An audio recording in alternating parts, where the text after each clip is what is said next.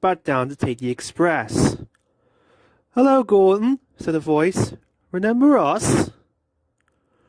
Gordon was late, and not in the mood for guessing games, but he thought he'd recognized the voice. "Pip?" he ventured carefully. "Or is it Emma?" "It's me!" Philippa laughed. "Well done! Emma's at the back today."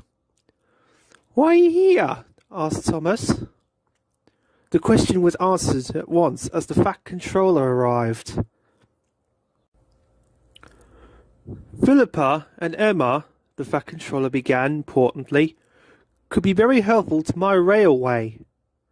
"Yes, sir," agreed Gordon, though he wasn't sure why. "Too much time," the Fat Controller went on, "is wasted by changing the engine of the express at the other railway. Our timetable is too slow." Suddenly, Gordon realized what the Fat Controller meant. "And if Pip and Emma were the express instead of me pulling it, there wouldn't be a changeover." "Exactly," agreed the Fat Controller. "Well done, Gordon." After that, the Fat Controller often saw Pip and Emma at the big station. "You're doing well," he would say kindly. "I'm very pleased. My plan is working." One day, Thomas was at the junction, and with a cheerful "Good morning," Pip and Emma hurried by. Moments later, with a rattle and a roar, they were gone. "They are a great success," remarked Thomas's driver, "and Gordon loves it. He says he can now do 2 trips a day instead of 1.